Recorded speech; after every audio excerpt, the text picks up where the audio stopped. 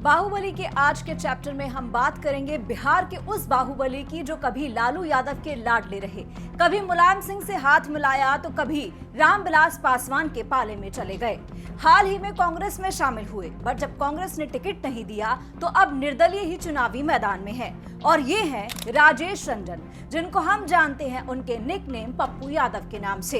वैसे पप्पू नाम उनको उनके दादा ने दिया था। तो चलिए शुरू करते हैं इस बाहुबली की कहानी।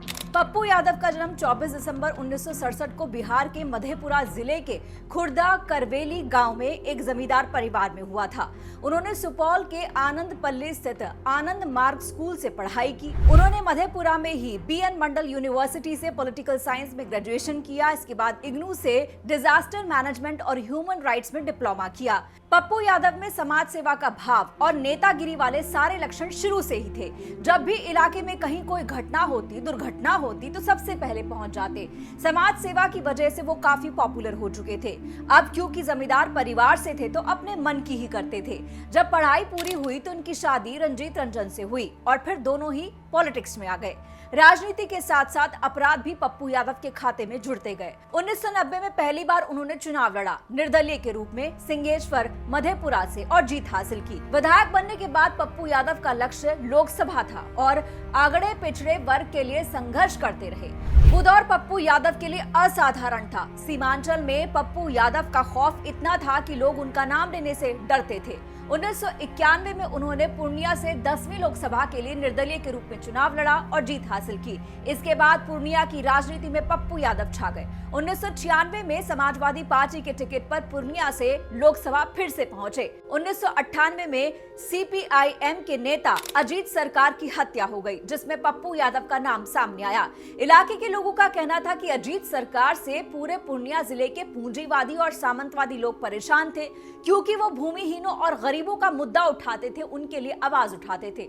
14 जून 1998 की शाम को अजीत सरकार पूर्णिया शहर में घूम रहे थे, तभी अपराधियों ने घेर कर उन्हें भून दिया, जिसमें उनके ड्राइवर हरेंद्र शर्मा और पार्टी के कार्यकर्ता अशफाकुर रहमान के साथ साथ अजीत सरकार की मौत हो गई। जब पोस्टमार्टम रिपोर्ट सामने आई तो पता चला कि अजीत सरकार को टोटल 107 गोलियां लगी हैं। पुलिस के मुताबिक इस हत्याकांड में पप्पू यादव, राजन तिवारी और अनिल कुमार यादव आरोपी बनाए गए। CBI कोर्ट ने आरोप पत्र में संज्ञान लेते हुए पप्पू यादव, अनिल यादव, हरीश चौधरी और अमर यादव को फरार घोषित कर दिया। RJD सांसद को 24 मई 1999 को गिरफ्तार करके बेऊर जेल भेज दिया गया। इससे लालू यादव काफी नाराज हुए और उन्हें पार्टी से बाहर कर दिया। 1999 में पप्पू यादव फिर से पूर्णिया से निर्दलीय सांसद बने। 2004 में लालू प्रसाद यादव ने उन्हें मधेपुरा से टिकट दिया और वो चौथी बार जीते। पप्पू यादव को 2004 में पटना हाई कोर्ट से जमानत मिल गई और इसके बाद उन्होंने जेल के कैदियों के लिए पार्टी का अरेंजमेंट किया और इसे काफी प्रचारित भी किया गया। जेल के अंदर सेलफोन और बाकी सुविधाओं के साथ साथ उनकी जो जीवन शैली थी, लाइफस्टाइल था, वो सवालों के घेरे में आ गया। जब ये मामला उठा तो केस दर्ज हुआ और इस मामले में अभियोजन पक्ष की तरफ से 5 लोगों ने गवाही दी। 19 साल बाद पप्पू यादव को इस मामले में 1 साल की सजा सुनाई गई। अजीत सरकार की हत्या के मामले में नाम आने के बाद पप्पू यादव को 17 साल जेल में बिताने पड़े। उस वक्त पप्पू यादव पूर्णिया लोकसभा सीट से सांसद थे। उन्हें आजीवन कारावास की सजा मिली। 2008 में उनकी लोकसभा सदस्यता को रद्द कर दिया गया। पप्पू यादव ने इस फैसले के खिलाफ पटना हाई कोर्ट में अपील की थी। इसके बाद 2013 में उन्हें पटना हाई कोर्ट ने बरी कर दिया, क्योंकि एविडेंस पूरे नहीं थे। एविडेंस की कमी की वजह से बरी हो गए। तब जेल से छूटने के बाद पप्पू यादव ने अपनी छवि को ठीक करने की कोशिश की। उन्होंने अपने क्षेत्र के लोगों की हर मुमकिन कोशिश कर मसीहा बनने की कोशिश की। इसके बाद पप्पू यादव ने 2014 में 5वीं बार RJD के टिकट पर मधेपुरा से चुनाव लड़ा और 5वीं बार जीत हासिल की। 2015 में वो एक बार फिर से विवादों में आ गए, जब उन्होंने एक एयर होस्टेस को चप्पल से मारने की धमकी दी थी। 2015 में उन्होंने तेजस्वी यादव की बयानबाजी से परेशान होकर RJD से दूरी बना ली और अपनी ही पार्टी बना ली, जिसका नाम था जन अधिकार पार्टी। 2019 में उन्होंने अपनी पार्टी से चुनाव लड़ा, लेकिन वो हार गए। 2021 में पप्पू यादव को 32 साल पुराने अपहरण के मामले और कोविड-19 मानदंडों का उल्लंघन करने के आरोप में एक बार फिर से गिरफ्तार किया गया। पप्पू यादव ने राजनीतिक प्रतिशोध का आरोप लगाया, क्योंकि वो कोविड के दौरान एम्बुलेंस प्रबंधन में सरकारी खर्च के खिलाफ आवाज उठा रहे थे। एम्बुलेंस के मामले में कुप्रबंधन को लेकर बीजेपी नेता राजीव प्रताप रूडी के खिलाफ उन्होंने मोर्चा खोल दिया। पप्पू यादव ने अपनी आत्मकथा भी लिखी और उसको नाम दिया द्रोह काल का पथिक। अपनी किताब में पप्पू यादव ने कई बड़े खुलासे किए और कई आरोप भी लगाए। पप्पू यादव ने आरोप लगाया कि उनकी इंडियन फेडरल डेमोक्रेटिक पार्टी के 3 सांसदों को 2001 में एनडीए में शामिल होने के लिए तत्कालीन वित्त मंत्री यशवंत सिन्हा ने पैसे दिए थे। ये भी उन्होंने दावा किया कि जुलाई के दौरान 2008 में विश्वास मत में कांग्रेस और बीजेपी दोनों ने अपने समर्थन के लिए सांसदों को 400 मिलियन रुपए की पेशकश की थी। इसके बाद बारी आती है 2024 लोकसभा चुनाव की। इस बार पप्पू यादव लालू प्रसाद यादव के साथ जाने को तैयार नहीं थे।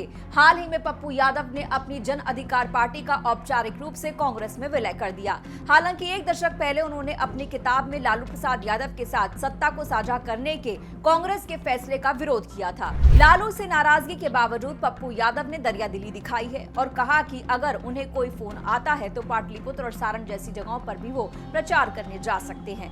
पप्पू यादव ने कहा था कि वो मीसा और रोहिणी को अपनी बहन की तरह मानते हैं, उनके लिए वोट भी मांगेंगे। हाल ही में पप्पू यादव ने अपनी जन अधिकार पार्टी का औपचारिक रूप से कांग्रेस में विलय कर दिया। इस विलय के बाद माना जा रहा था कि वो कांग्रेस के टिकट पर पूर्णिया सीट से चुनाव लड़ेंगे, लेकिन आरजेडी से गठबंधन में ये सीट कांग्रेस को नहीं मिल पाई। इसके बाद पप्पू यादव निर्दलीय ही चुनावी मैदान में कूद गए।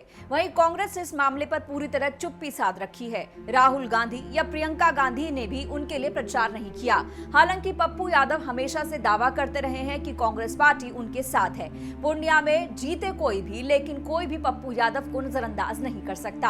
हालांकि एसोसिएशन फॉर डेमोक्रेटिक रिफॉर्म्स की रिपोर्ट के मुताबिक 2024 के लोकसभा चुनाव में कुल 141 उम्मीदवारों में से 37 कैंडिडेट जो हैं उन पर आपराधिक मामले दर्ज हैं। बिहार के दागी उम्मीदवारों में बाहुबली नेता पप्पू यादव के आसपास तो कोई दूसरा नेता टिकता ही नहीं है।